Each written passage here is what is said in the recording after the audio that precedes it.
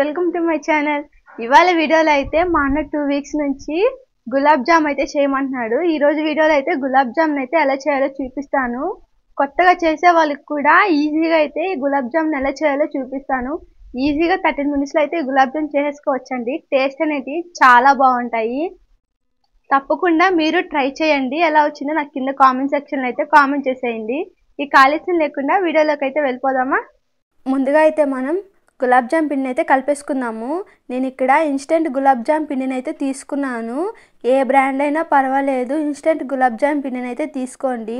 గులాబ్ జామ్ పిండిని తీసుకున్న తర్వాత నేను ఇక్కడ పాలను అయితే తీసుకున్నానండి. పాలనే కాదు, వాటర్ను కూడా యాడ్ చేసుకోవచ్చు. నేను ఇక్కడైతే పాలను అయితే తీసుకున్నాను. రెండిట్లో ఏదైనా వాడచ్చండి. ఇప్పుడు మనం గులాబ్ జామ్ పిండిని అయితే కొలతేసుకుందాము. నేను ఇక్కడ గులాబ్ జామ్ పిండిని అయితే ఆల్రెడీ కొలతేసి పెట్టుకున్నాను. నాకు ఇక్కడ 2 కప్పుల గులాబ్ జామ్ పిండిని అయితే తీసుకున్నానండి. 2 కప్పుల గులాబ్ జామ్ పిండి అయితే మనకు సరిపోతుందండి. మరీ మీరు ఎక్కువ చేయాలనుకుంటే మీకు ఎంత కావాలో కొలతేసుకొని తీసుకోండి. నేను ఇక్కడైతే 2 కప్పులు అయితే తీసుకున్నాను. 2 కప్పుల గులాబ్ జామ్ పిండి మనకి చాలా ఉండలు అయితే వస్తాయండి. మనకి 2 కప్పుల గులాబ్ జామ్ పిండి అయితే కరెక్ట్గా అయితే సరిపోతుంది. నేను ఇక్కడ 2 కప్పుల గులాబ్ జామ్ పిండిని అయితే తీసుకున్నానండి. 2 కప్పుల గులాబ్ జామ్ పిండికి నేను ఇక్కడైతే పాలనైతే పోసుకుంటున్నాను. నేను 1 కప్పు పాలనైతే తీసుకున్నాను. కానీ గులాబ్ జామ్ పిండి కలుపుకునేటప్పుడు కొంచెం కొంచెం పోసుకుంటూ కలుపుకోండి.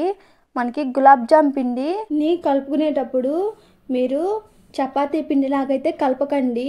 నేను ఇక్కడ చూపించిన విధంగా అయితే కలుపుకోండి. గులాబ్ జామ్ పిండి మనకి మృదువుగా ఉండాలండి. మనకి ప్లేట్కి అంటుకున్నా పర్వాలేదు. నేను చూపించిన విధంగా అయితే కలుపుకోండి. మనకి గులాబ్ జామ్ పిండి ఎంత మెత్తగా ఉంటుందో గులాబ్ జాములు కూడా అంత టేస్టీగా వస్తాయి. నేను ఇక్కడ చూపించిన విధంగానే కలుపుకోండి. గులాబ్ జామ్ పిండి మాత్రం బాగా వస్తుందండి. పాలని ఎక్కువ పోయకుండా కొంచెం కొంచెం పోసుకుంటూ కలుపుకోవాలండి. అప్పుడే మనకి పర్ఫెక్ట్గా గులాబ్ జామ్ పిండి అయితే వస్తుంది. మీరు పాలు అనేటివి ఎక్కువ పోసేసి కలిపేయకండి. నేను చెప్పిన విధంగా కొంచెం కొంచెం పోసుకుంటూ కలుపుకోండి. గులాబ్ జామ్ పిండి మీరు కలిపేటప్పుడు ఏంటి ఇలా పాలు అనేటివి ఎక్కువైనాయా అనుకోకండి. నేను ఇక్కడ చూపించిన విధంగా కలుపుకోండి. వేళ్ళతోనే కలపండి. అప్పుడే మనకి ఆటోమేటిక్గా ముద్ద అనేది తయారవుతుంది. ఫస్ట్ గులాబ్ జామ్ పిండి స్టిక్కీగానే ఉంటుంది. మనం కలిపే కుందికి ఆటోమేటిక్గా ముద్ద అనేది తయారవుతుంది. మృదువుగా కూడా ఉంటుందండి గులాబ్ జామ్ పిండిని అయితే ఇంత మృదువుగా అయితే చేసుకోవాలండి. ఇక్కడ చూసారా ఎంత మృదువుగా ఉందో. ఇప్పుడైతే ఈ పిండి అయితే మనం కలిపేసుకున్న తర్వాత ఒక వైట్ క్లాత్ అయితే పిండిని కప్పేసేసుకోండి. తడుపుకున్న క్లాత్ని అయితే ఇలా కప్పేసి పక్కన పెట్టేసుకోండి. ఈలోపు మనం గులాబ్ జాములకు కావాల్సిన పాకాన్ని అయితే తయారు చేసుకుందాము. ఇప్పుడైతే మనం పాకాన్ని అయితే ప్రిపేర్ చేసుకుందాము. ఇక్కడ నేను 1 కప్పు గులాబ్ జామ్ పిండికి 2 కప్పులు షుగర్ని అయితే వేసుకున్నానండి. ఇదే మీకు పర్ఫెక్ట్గా అయితే ఉంటుంది. జీరా కూడా నేను చెప్పిన విధంగా 1 కప్పు గులాబ్ జామ్ పిండికి 2 కప్పుల షుగర్ని అయితే వేసుకోండి. ఇదే పర్ఫెక్ట్ కొలతండి. ఒకవేళ మీరు 3 కప్పుల గులాబ్ జామ్ పిండిని వేసుకుంటే 6 కప్పుల షుగర్ని అయితే వేసుకోవాలి. ఇప్పుడైతే మనం పాకాన్ని అయితే ప్రిపేర్ చేసుకుంటున్నా. నేను ఇందాక ఏ కప్పుతో అయితే కొలుచుకున్నానో ఆ కప్పుతోనే వేసుకుంటున్నానండి షుగరు. ఇక్కడ నేను 4 కప్పుల షుగర్ని అయితే వేసుకుంటున్నానండి.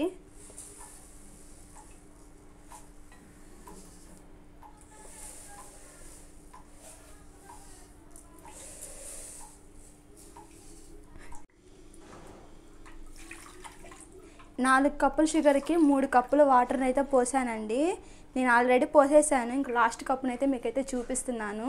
ఇప్పుడు పాకం అనేది బాగా కరగాలి. మనకి గులాబ్ జామ్కి తీగ పాకం అనేది ఉండకూడదండి. స్టిక్కీగా లైట్గా జిగురు పాకం ఉంటేనే చాలు. నేను చూపిస్తాను ఎంతవరకు మీరు గులాబ్ జామ్ పాకాన్ని ఎలా చేసుకోవాలో. పాకం ఉడికేలోపు నేను ఇక్కడైతే ఉండలను అయితే చేసుకున్నానండి. ఈ ఉండలు నేను ఇక్కడ మీడియం సైజు ఉండలను అయితే చేసుకున్నాను. మీరు ఒకవేళ పెద్ద ఉండలు చేసుకుంటే అవి 30 అలా వస్తాయి. ఒకవేళ మీడియం సైజ్ చేసుకుంటే 42 ఉండలు అయితే వస్తాయండి. 50 కూడా రావచ్చు.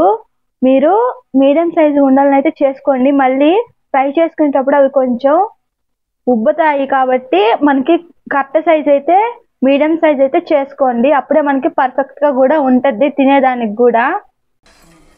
ఇంతవరకు మీరు ఈ వీడియోని చూసినట్టయితే లైక్ చేయడం మాత్రం మర్చిపోకండి.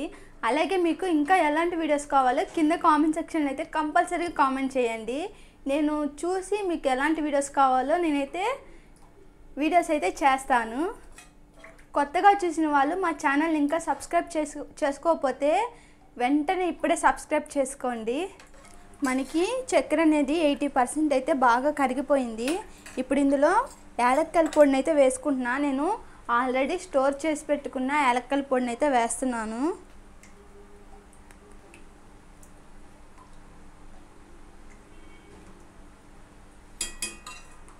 యాలక్కల పొడి మనకి ఒక 1/2 టేబుల్ స్పూన్ వేయండి పాకంలోకి. తర్వాత యాలక్కల పొడిని వేసిన వెంటనే నేను ఇక్కడ కుంకుమ పువ్వు అనేది వేస్తున్నానండి. అది ఆప్షనల్ మాత్రమే, మీరు కావాలంటే లేకపోతే వేసుకోనక్కర్లేదు. మా ఇంట్లో ఉంది కాబట్టి నేనైతే కుంకుమ పువ్వు వేస్తాను. కుంకుమ పువ్వు వేస్తే టేస్ట్ అనేది చాలా బాగుంటుందండి. మనకి చక్కెర అనేది బాగా కరిగిపోయింది. ఇప్పుడు ఇంకా మనం పాకాన్ని అయితే చూసుకోవాలి. 5 minutes later మనకి పాకం అనేది ప్రిపేర్ అయిపోయిందండి. ఇక్కడ మనకి లైట్గా స్టిక్కీగా అయితే ఉంది. ఇంకా స్టవ్ ఆఫ్ చేసేసి పాకాన్ని అయితే పక్క స్టవ్ మీద అయితే పెట్టేసుకొని గులాబ్ జాము ఉండలను అయితే ఫ్రై చేసేసుకున్నాము.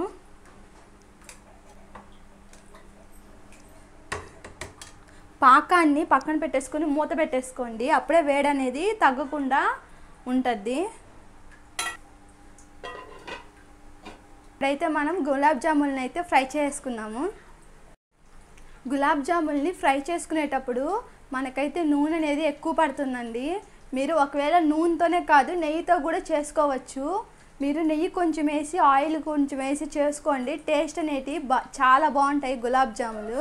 మనకి ఆయిల్ అనేది వేడెక్కుతుంది. వేడవ్వగానే మనమైతే గులాబ్ జాములని ఫ్రై చేసుకున్నాము. మనకి ఆయిల్ అయితే వేడైపోయిందండి. ఇప్పుడైతే నేను గులాబ్ జాములను అయితే వేసేసుకుంటున్నాను. మీరు వేసుకునేటప్పుడు ఈ సైడ్ నుంచి వేసుకోండి. ఆయిల్ అనేది మన మీద పడకుండా ఉంటుంది.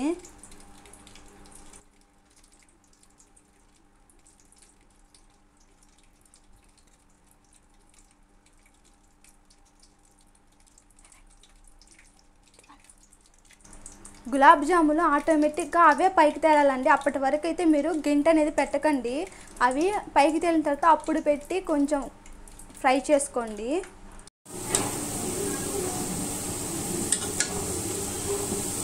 మీరు ఈ గులాబ్ జాముల్ని ఫ్రై చేసుకునేటప్పుడు ఇట్లా రుద్దుకుంటూ ఫ్రై చేసుకోండి. అన్ని పక్కల సమానంగా కలర్ వచ్చేటట్టు. ఫస్ట్ టైం వేసుకుంటే గులాబ్ జాములు అనేది కొంచెం విరగతాయి. మీరేం కంగారు పడకండి. సెకండ్ టైం నుంచి నూనె అనేది బాగా కాగుంటుంది కాబట్టి గులాబ్ జాములు అనేవి పర్ఫెక్ట్గా వస్తాయి. మనకి ఈ కలర్ వచ్చేంత వరకు గులాబ్ జాములను అయితే బాగా ఫ్రై చేసుకోవాలి. ఇప్పుడు వీటిని ఇలాగే పాకంలో అయితే వేసుకోవాలి.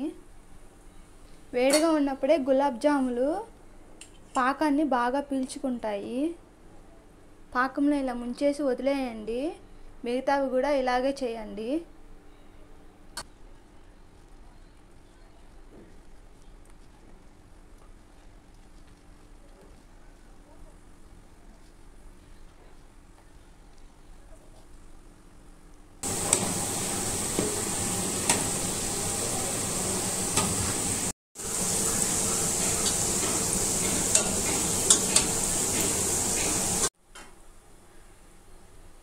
నా ఫేవరెట్ స్వీట్ వచ్చేసి మోతీచూర్ లడ్డు అండి.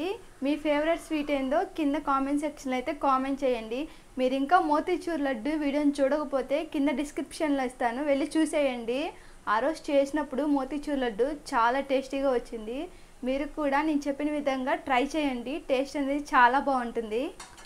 లాస్ట్ పట్టు అయితే వేసేసాను. అన్ని గులాబ్ జాములు అన్నిటిని ఫ్రై చేసుకొని ఇందులో అయితే వేసేసుకున్నానండి పాకంలో.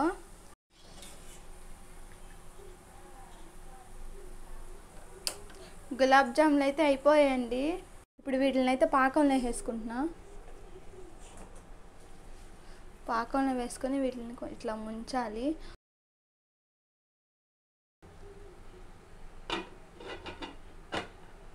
గులాబ్ జాములు అయితే అయిపోయాయి. గులాబ్ జాములు పాకం పీల్చుకోవాలి. ఒక 2 గంటల సేపు అలాగ వదిలేయండి.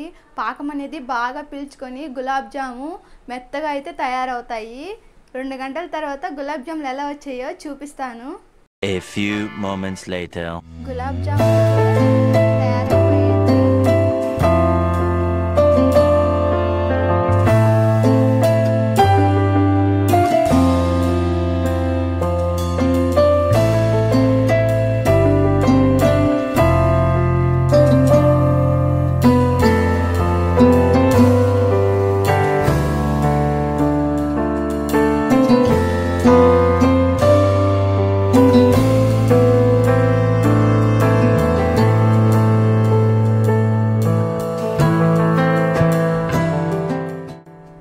మీరు కూడా ఈ గులాబ్ జామున్ ట్రై చేసి ఎలా వచ్చిందో కింద కామెంట్ సెక్షన్లో అయితే కామెంట్ చేయండి. మీకు మా ఛానల్ కానీ మా రెసిపీస్ కానీ నచ్చినట్టయితే లైక్, షేర్, సబ్స్క్రైబ్ చేయడం మాత్రం అస్సలు మర్చిపోకండి. సబ్స్క్రైబ్ చేసుకున్న వాళ్ళు పక్కనున్న గంట సింబల్ని అయితే క్లిక్ చేయండి. ఎప్పుడైనా నేను వీడియోస్ అప్లోడ్ చేస్తే అది మీకు నోటిఫికేషన్లో అయితే వస్తుంది. మరో వీడియోలో మరో రెసిపీతో మళ్ళీ కలుసుకుందాం. Okay, bye.